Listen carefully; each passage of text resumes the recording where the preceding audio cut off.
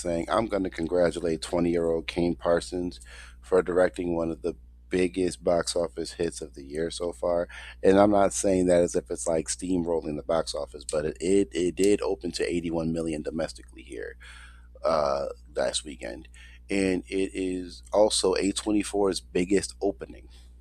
So that's also to be congratulated because that is impressive for a first time movie directing 20-year-old.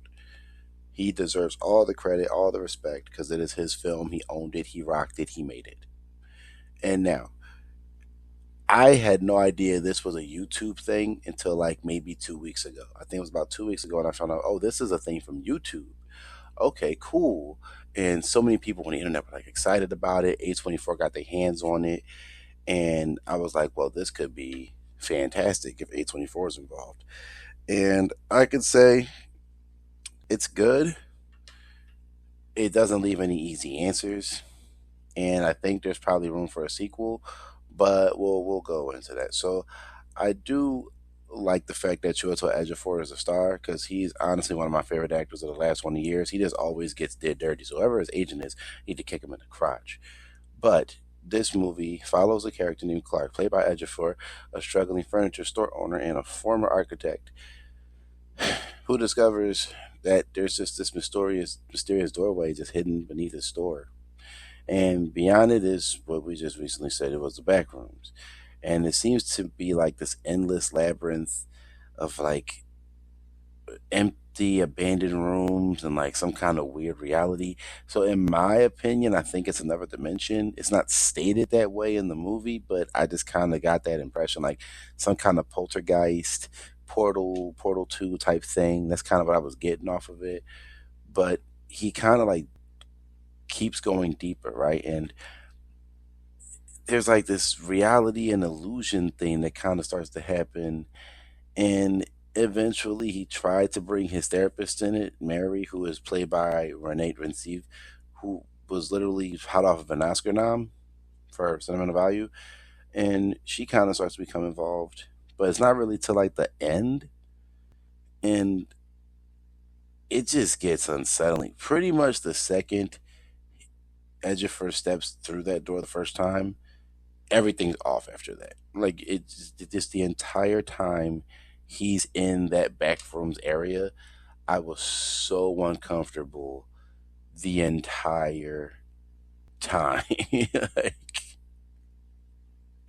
like I had no idea what was going on. And I think the best part about the movie was it really didn't do anything on like jump scares. It just kind of dreaded through atmosphere and like isolation and that something was seriously wrong with where they were at. Like it just was like, okay, this is off. Why is there a stop sign randomly in the middle of the hallway? Why the hell is this cardboard cut out here? Why is there a dead seagull just just right here when I turned the corner? Like it seemed like they was just finding anything and everything just up in there. And it was just insanity. And the movie explains stuff very, very vaguely, like on some old bebop type stuff, but I feel like it works. Now, the atmosphere is absolutely the star. As I said, there's that atmospheric feel that's just wrong. like, it's just wrong, but it works. Like, the achievement is the atmosphere. And that's because A24 decided to build a 30,000 square foot set of a maze like the back room so they could do whatever they wanted and the actors had something to act off of and feel and emote and all sort of stuff. And a 30,000 square feet is big. That is like two-thirds of an acre. So that's a lot of space for a set to be built for them to do what they needed to do. And apparently occasionally the crew would get lost in doing that. So that means they built the hell out of it, which is bravo to the team. And it's really not about the monsters, even though I'm still confused on that. I'm very confused on the monster part of it. That's kind of the thing. I think I might have to go into that later, but I do think the best part about it is that you're lost in this space that feels familiar, but it's broken. Like there's something wrong with this place. Like why do I remember that? But it's in a different position. It's like office spaces, empty hallways, rooms, and they seem to stretch just forever. And it's like this existential like dread almost. Like up there we got the sun. It's nice and pretty, and then you come into this room and it's like a distorted reality. Like it just doesn't add up to what is this? What the hell is this place? And I do think that Clark is interesting because he's surprisingly unlikable, but that makes the movie work.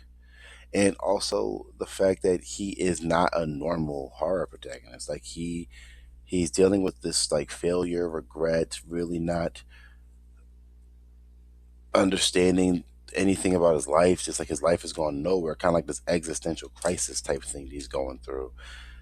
And from what it seems to me was that the Backrooms kind of became this reflection of like his emotional state, which is why he was so intrigued to just keep going back in there to figure out what it was. And the weight that he gives, it is beyond internet lore horror now. Like he gave this movie so much weight and gravitas that he I feel like this was a good movie made for him. I'm hoping this will put him on the map again, and people be like, "Yo, put Joe Ejiofor in this movie, please. This guy's incredible. He's always been incredible, and I want him in more stuff." And it just needs to go. And Renee Renzi was also really good. She was damn good. I didn't see Sentimental Value. I probably should, but she was so good. And the movie as a whole. So like going forward, like there's not a lot of people like those two are the main stars with some other people, but it's not a lot of people really in this movie. So I guess you could really only talk about Mary and Clark because they're the only two characters that matter, weirdly enough. I will say the audience is very divided, which I didn't know, but a lot of people didn't like that there weren't any answers. And people are like, the ambiguity is the best part. To me, I think the ambiguity is the best part because I can sit here and kind of try to figure out shit out with y'all. I do think that there's some things I kind of wish were answered. Like, there are no easy answers. Like, I was like, so the government's involved somehow, but we don't know. Maybe they're, maybe they might have created it by accident. We don't know. But they're also trying to study it because they don't understand. But they keep, I guess, sending people in there and they're getting unalived and like we don't know. So that's the other thing. But I guess like the core theme when you go into it and you watch it and you come out, you're like, there was definitely a form of isolation, being in the rooms in general, but also mentally. Those dreams that you might have had that went nowhere, so you try to find your way into it, that life stuck, which Chiwetel Ejiofor was clearly going through. He felt like he was stuck. It's it's a very insane horror film that didn't really feel like a horror movie to me though. Like I was kind of treating it more like a mystery suspense, if that makes sense. Like because of the unsettling thing, but also like you don't know where we are. We're trying to solve it, but it's labeled horror. But I didn't really get the feeling it was horror the whole time. And maybe that's just me. Maybe I'm the only one who looks at it that way, but that's just me. But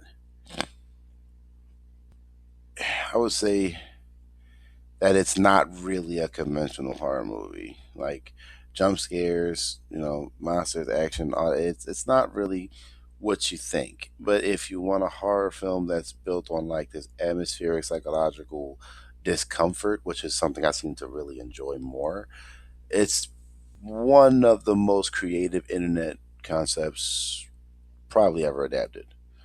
And this is probably going to end up being a franchise, but A24 doesn't really is really known for sequels, so we'll see. But it is a fascinating experience. It feels less like you're watching a film and more like having a nightmare that you can't quite explain after you wake up. That's like probably the best way you could describe Backrooms. So I would say Backrooms did exactly what it needed to do. It's probably going to be one of the bigger horror films of the year financially.